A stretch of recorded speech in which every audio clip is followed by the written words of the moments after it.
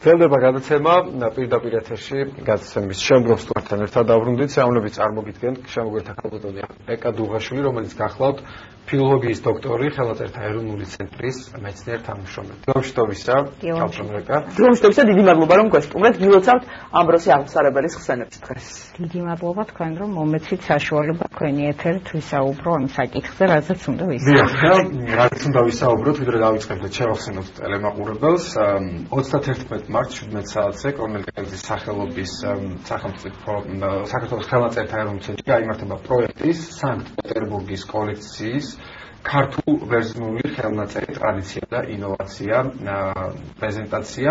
თუ რას ეხება პროექტი ალბათ საინტერესოა, ამით რომ დავიწყოთ საუბარი და შემდეგ უკვე შეგვიძლია დეტალურადაც განვიხილოთ რა მნიშვნელობისაა ეს წარდგინება პრეზენტაცია. გავიწყებ იმით, რომ პროექტი დაფინანსებულია შოთა რუსთაველის ეროვნული სამეცნიერო ფონდის მიერ, რომელიც ყოველ წელს აცხადებს კონკურსს ფუნდამენტური და გამოყენებითი კვლევებისთვის და 2014 წელს ამ პროექტმა მიიღო დაფინანსება ფუნდამენტური კვლევების ფორმატში.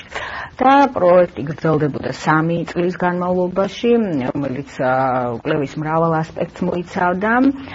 სამწუხაროდ ვერ ჩაიდო ფინანსური არასაკმარისი ფინანსების გამო გამოცემა ამ გამოკვლევის და ეს შემდგომი ეტაპია, რადგან საკმაოდ დიდი მოცულობის გამოვიდა ეს გამოკვლევა, რადგან თვითონ ხელნაწერაზეც ვისაუბრებთ ცოტა მოგვიანებით, მოიცავს 384 მინიატურას და ფორმატის თვალსაზრისით ეს ცხადია ფინანსებთან იყო დაკავშირებული, ამიტომ პროექტის ფარგლებში შესრულდა მაკეტი გამოცემისათვის ტექსტის გამოკვლევის მინიატურების და თვითონ ტექსტების და შემდგომ ეტაპზე თუ მოვიპოვეთ დაფინანსება ეს იქცევა წიგნათაც. იმედია რომ შემდეგ უკვე წიგნზეც ვისაუბრებთ.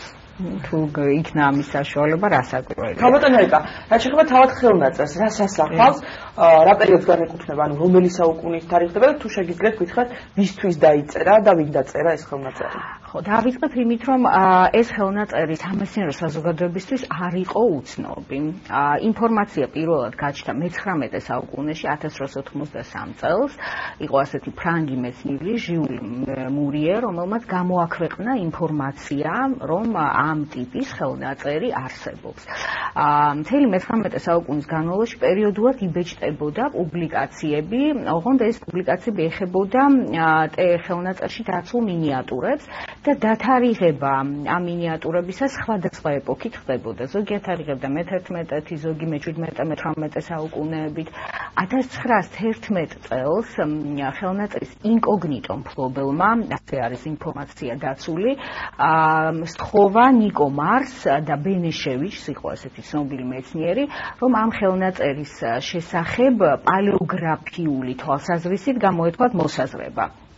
აი ამის შემდეგ უკვე 1913 წლიდან ხელნაწერი ჩნდება პეტერბურგის რუსეთის საჯარო ბიბლიოთეკის ხელნაწერთა კოლექციაში. მანამდე გვხვდება ინფორმაცია, რომ ეს ხელნაწერი ინახებოდა ეკატერინე დადიანის საცავში, ხელნაწერთა საცავში. ამ გზას, აი დადიანების სკრიპტორიუმიდან როგორ მიაღწია პეტერბურგამდე, ჩვენ სამწუხაროდ ვერ მივაგენით, მაგრამ სავარაუდოდ, როდესაც დიდი კოლონია რუს საქართველოს დამოუკიდებლობის დაკარგვის შემდეგ გადავიდა რუსეთში, აი ამ მას გაყვა ეს ხელნაწერი, როგორც მის გვერდით სხვა მრავალიც. ხელნაწერის შესახებ 1988 წელს, ასევე მინიატურების კვლევის თვალსაზრისით გამოაქვეყნა მონოგრაფია, იყო ასეთი არის ეხლაც მკვლევარი ლილია ევსეევა, რომელიც მის ტექსტებს არ შეხებია, მხოლოდ მინიატურებზე ჰქონდა კვლევა. ჩვენი ინტერესი რამ განაპირობა? ხელნაწერი თავისი ტიპოლოგიით არის განსხვავებული. ანუ რას ნიშნავს განსხვავებული? მისი მსგავსი ნუსხა არც ქართულ ხელნაწერ ტრადიციაში არ მოგვეპოვება და არც ბიზანტიურ, ანუ უბრალოდ პოსტბიზანტიურ ხელნაწერ ტრადიციაში. ახლა ბიზანტიურს რატო ვამბობ? იმიტომ რომ ეს არის ხელნაწერი, რომელიც მოიცავს როგორც მინიატურებს, როგორც ვთქვი 385 მინიატურა. მრავალფიგურიანი და ერთფიგურიანიც და მოიცავს ტექსტებს ქართულ და ბერძნულ ენაზე. ანუ ეს არის ორი კულტურული ტრადიციის ერთგვარი შენაერთი, ბიზანტიურის ტრადიციით, ბიზანტიურის, შემდეგ პოსტბიზანტიურის და ქართული ტრადიციის. ამ ხელნაწერის შესახებ სხვა ინფორმაცია, ანუ აი რა შემადგენლობის ტექსტებია, რა მნიშვნელობის არის, სად არის გადაწერილი, არანაირი ინფორმაცია გამომდინარე ხელნაწერის კვლევიდან არ იყო. თუმცა მრავალი მნიშვნელობით არის, როგორც ახსენეთ, საინტერესო. დიახ, მრავალი ასპექტით საინტერესოა. ეს მკვლევარი, რომელიც დავასახელე, ამ მინიატურების ანალიზით ათარიღებდა მას მე-15 საუკუნით. ჩვენ როდესაც ტექსტების კვლევა დავიწყეთ, ხო, ჯერ ვიტყვი რა შემადგენლობის არის, ითი არის საინტერესო, თუ არის საშუალება რომ მონიტორზე ვაჩვენოთ ალბათ მინიატურების ნიმუშები, აქ ესე იგი შესული არის სახარების საკითხავები, რომელიც ლიტურგიკული ფუნქციისთვის არის განკუთვნილი, ხო, აი ხა ზობის სცენა, მე მგონი. ზობის მინიატურა, ეს არის ძალიან ძვირფასი საღებავებით შესრულებული, მოცულობით არის პატარა ხელნაწერი, მაგრამ ძალიან ეფექტური. ძალიან ეფექტურია და ძალიან ძვირფასი. აი ერთი შეხედვითაც ჩანს, რომ ეს არის ძალიან ძვირფასი შთამბეჭდავი. არაჩვეულებრივი ფერებია. ეხლა მე ხელოვნებაცოდნე არ ვარ, ამიტომ ამას სიღრმეებში ვერ განვიხილავ, მაგრამ ჩანს, რომ არის ძალიან ისეთი სერიოზული ნაშრომია. რამდენად იგრძნობა ათონის იკონოგრაფიული გავლენა? კი, აი ამაზე ქონდა საუბარი ქალბატონ ევსეევას და შემდეგ ნინო ქავთარიამ, რომელსაც მინიატურები იკვლია. მინიატურები არის ათონური ხატწერის სკოლის გავლენით შესრულებული, ოღონდ ხელნაწერი არ არის ათონის მთაზე შექმნილი. აი ამ კვლევის საფუძველზე ჩვენ მივაგენით, მე ვთქვი, რომ სახარებისეული საკითხავებია და ამავე დროს არის მრავალფეროვანი შინაარსის, მოცვითი შინაარსის ტექსტები, ქართულით და ბერძნულით, რომლებშიც ძალიან ხშირად იხსენიება ქაიხოსრო. აი ამ წმინდანებს შესთხოვს გადამწერი ხელნაწერი შემქმნელი ვინმე ქაიხოსროს ჯანმრთელობას, სიკეთეს და იგრძნობა ამ ლოცვებში, რომ ეს ხელნაწერი არის პიროვნება ქაიხოსროსთვის შექმნილი. კონკრეტულად ვინ ხო და არა, რასაკვირველია დავადგინეთ ეს იდენტიფიკაცია. ხელნაწერი დათარიღდა 1500 წლამდე პერიოდით. ეს გახლავთ ქაიხოსრო ათაბაგი, სამცხის ცნობილი ფეოდალური სახლის ყვარყვარე დიდი მეორე ათაბაგის ვაჟი, რომლის სახელთანაც არის დაკავშირებული განსაკუთრებული ზრუნვა საქართველოს სამწიგნობრო კერებზე უცხოეთში და განსაკუთრებით ათონზე. გამოვლინდა კიდევ ორი პიროვნება, რომელიც უნდა იყოს შემქმნელი ამ ხელნაწერების. ახლა როდესაც ხელნაწერის კვლევა ხდება, ეს არის აუცილებელი პირობა, უნდა მოძებნო ხელის მიხედვით, გადამწერის კალიგრაფიის მიხედვით, ან მინიატურების მიხედვით იმავე გარემოში შექმნილი ტიპოლოგიური ხელნაწერი. მე ვთქვი, რომ აი ტიპოლოგიურად შემადგენლობის თვალსაზრისით ამგვარი ხელნაწერი არ გვაქვს, მაგრამ ხელის თვალსაზრისით იდენტიფიკაცია მოხდა და არის ჩვენს ცენტრში ინახება A კოლექციაშია დაცული ფსალმუნი ხელნაწერი, რომელიც იმავე გარემოში, აი ამ სამცხის საათაბაგო სკრიპტორიუმში უნდა იყოს შექმნილი და მისი გადამწერი გახლავთ ვინმე აკაკი სახელით და რომელიც აქტიურად მოღვაწეობს ათაბაგების კარზე და არის, ასე ვთქვათ, ქაიხოსროს გაზრდილი, ანუ მისი პატრონობის ქვეშ მყოფი ადამიანი.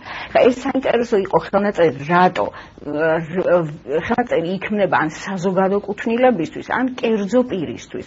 ეს ხელნაწერი არის კერძოდ ქაიხოსრო ათაბაგისთვის შექმნილი და გამოხატულება მადლიერებისა იმ ადამიანების მხრიდან, ვინც ეს ხელნაწერი შექმნა. მათ შორის ერთი არის ეს, რომელიც დავასახელე აკაკი, მეორე გახლავთ ამბროსი, რომელიც ძალიან ცნობილი სახელია მე-15-მე-16 საუკუნეების მიჯნაზე. ამბროსი გახლდათ ის პიროვნება, რომელიც აი ამ ათაბაგების და კონკრეტულად ქაიხოსროს შემდეგ უკვე გარდაცვალების შემდეგ 1500 წლამდე არის ათაბაგი ქაიხოსრო და მე უკვე გარდაცვლილია ათონის მთაზე უხვი შეწირულობით მიდის ივირონში და სწორედ ქაიხოსროს სულის მოსახსენებლად გასცემს ეს ათაბაგების გვარი ამ შეწირულობას და პორტაიტისას ხატის მოჭედილობა რომელსაც წარწერაც ახლავს არის სწორედ ამ პერიოდში შეცვლილი და მესამე პიროვნება ჩანს ეს უკვე ბერძენი რომელიც პონტოსდან არის გადმოსახლებული და ეს არის ძალიან მნიშვნელოვანი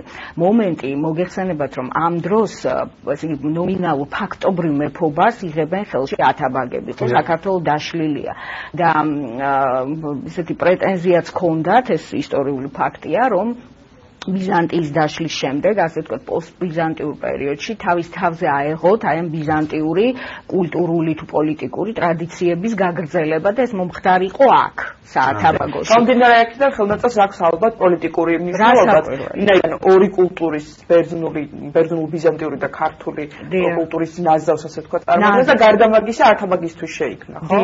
და აი ეს ადამიანი სვიმეონი, სახელად, რომელიც არის ბერძნული ტექსტის გადამწერი და ის არის მადლიერების გამომხატველი სწორედ ქაიხოსროს მიმართ ეს არის ძალიან საინტერესო პიროვნება რომელიც სწორედ ქაიხოსრო ათაბაგის მეცადინეობით გახდა ჯერ ტბეთის ეპისკოპოსი და შემდეგ აწყურის ეპისკოპოსი ანუ ბერძენი ტომით ბერძენი ასე ვთქვათ გახდა ასეთ მაღალ თანამდებობაზე ქაიხოსროს ხელშეწყობით ხელნაწერში არის ფილოსოფიური შინაარსის ტექსტები და არის ძალიან საინტერესო ესეთი ლოცვითი შინაარსის ტექსტებიც როგორც გითხარით და არის თვეების პერსონიფიკაცია მოცემული აი ვთქვათ ივლისი ივნისი აგვისტო 12-ვე თვის გამოსახულება ფიგურით ადამიანის სახით და შემდეგ მოყვება ტექსტი აღწერა ამ თვეებისა თუ ადამიანის ჯანმრთელობისთვის ან სამეურნეო საქმიანობისთვის რომ თვეს რა მნიშვნელობა აქვს. აი ამ ტიპის შინაარსის ტექსტები მაგალითად ქართულ ხელნაწერ ტრადიციაში ასად ჩვენ არ გვხვდება. ოღონდ ქართული ტექსტი არ არის, ეს არის ბერძნული.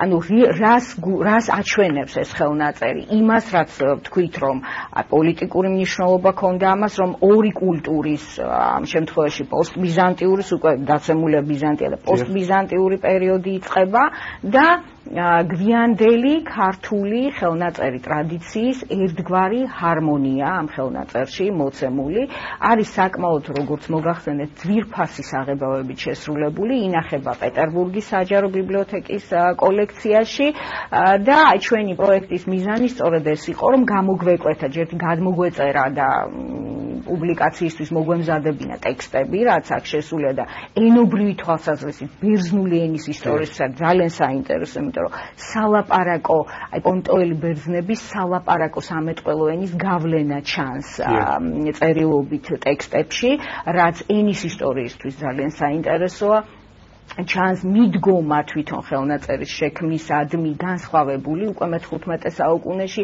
აქ არის საინტერესო ის რომ შესულია პეტრე იბერის მინიატურაც რომელზეც ამ ხელა ამბავი არის რომ წმინდანთა რიგში მოთავსებული მაგრამ ძალიან საინტერესო შინაარსის პატარა ტროპარი ახლავს სადაც ეს ხაზგასმულია რომ შენი თანამემა ანუ შენ გადახვედი ამ ქვეყნიურიდან იმ ქვეყნიურში აი დაახლოებით ეს შინაარსის ტექსტი ბერძნული ტექსტი ესეც შენ რომელსაც შენი თანამოძმენი, შენი თანამოქალაქენი ამზერით გიყურებენ. აი ესეთი ტექსტია, მაგრამ ნუ ხა ამითი ინტერპრეტაცია ძალიან ძნელია სხვა რაღაცეების. უბრალოდ ფაქტია ის, რომ არის ჩართული წმინდანთა რიგში.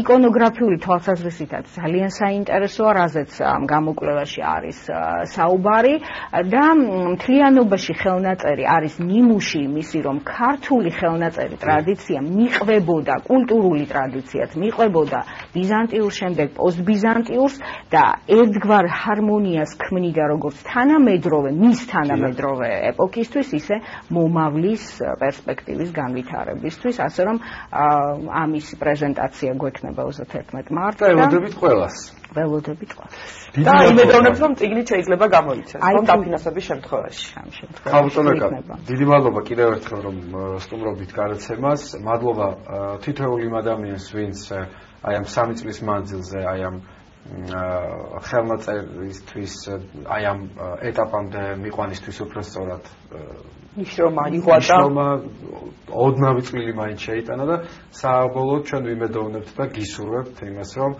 ეს ჩანაფიქრი რაც არის თქვენი რომ ის უკვე წიგნის სახით იქნეს გამოცემული გისურვებთ რომ ეს სურვილი ასრულდეს. დიდი მადლობა. მადლობა მინდა კიდევ ერთხელ თქვენი ეთერის საშუალებით რუსთაველის ფონდს გადავუხადო ყველა იმ ადამიანს ვინც პროექტში მონაწილეობდა ნინო ქავთარიას, ქალბატონ ლია კიკნაძეს, არ შემიძლია არ აღვნიშნო ბუბა კუდავა, რომლის ინიციატივაც იყო სულ თავიდან და განსაკუთრებული მათქმევინეთ აუცილებლად უნდა ვთქვა მეუფე ნიკოლოზი, რომელმაც ფოტო მაღალი ხარისხის ციფრული ფოტოასლები ჩამოგვიტანა პეტერბურგიდან და სწორედ მისი დახმარებით გახდა შესაძლებელი გვემუშავა ამ ხელნაწერზე, რასაკვირველია ჩვენ მქონდა ექსპედიციაც პეტერბურგში, მაგრამ ასეთი ხანგრძლივი მუშაობის ორიგინალზე, რასაკვირველია ჩვენ არ მოგვეცემოდა, ამიტომ ეს არის მთლიანად დამსახურება მეუფე ნიკოლოზის, კიდევ ერთხელ მინდა მადლობა გადაუხადო. ძალიან დიდი მადლობა თქვენ რომ ისაუბრეთ ამ საკითხზე, შევახსენებთ მაყურებელს, ჩვენი სტუდიის სტუმარი იყო ხელნაწერთა